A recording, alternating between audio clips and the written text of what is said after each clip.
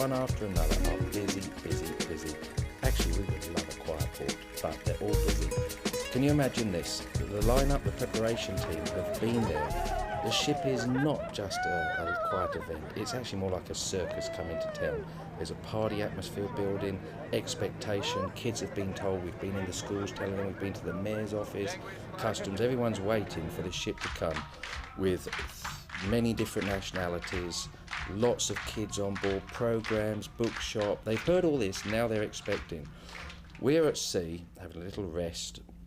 You come up on deck and there's sort of, the wind is bringing waves of little bits of music that you can hear. So you go and grab a pair of binoculars, have a look at it, and already you're seeing this group up on the quayside. Ship's getting closer, your expectations are getting up about the amount of work. They're standing on the quayside waiting for the ship to appear over the horizon.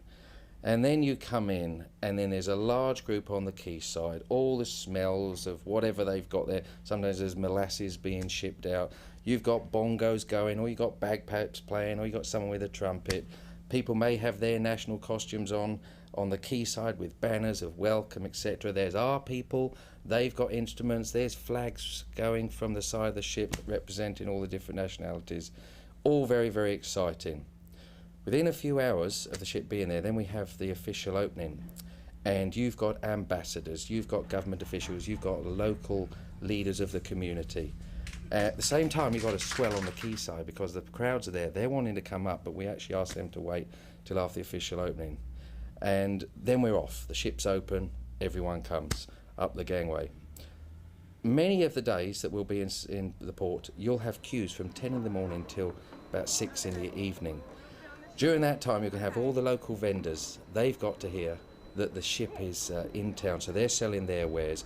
We're on the quayside, long queues, even up to 1.6 kilometres.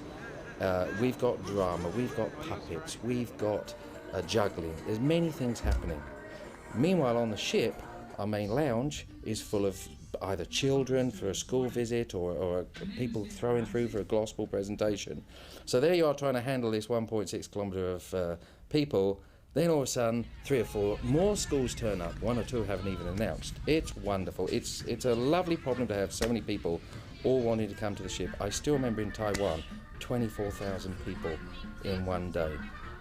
Meanwhile on the ship as well, there's teams getting ready to go off on shore. Church teams off to what we call an E or an A team. They're going to go and visit a local community, maybe do some little bit of aid, whether that's to fix the pastor's car or put a new roof on a clinic. They're going to get their books and Bibles, everything ready to go on shore.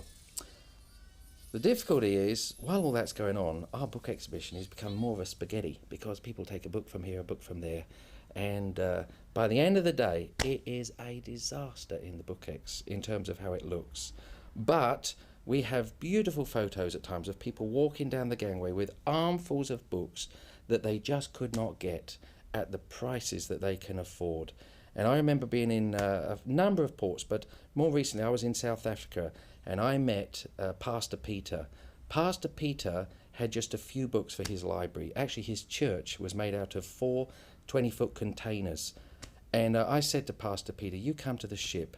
And I gave Pastor Peter 30, any study reference, any Christian books that he liked. And the beautiful smile on his face as he walked off, actually got back onto his bicycle and rode back to his church there in the township. We also will sail away, as the ship sails away, you're going to see people's lives that have been changed, people that came in touch with someone from the ship during that time, whether it was through one of these presentations on the quayside or a team or an individual just sharing the love of Christ. And for them, they'll never forget the ship ministry because it was their first contact that they fell in love with Jesus for the first time.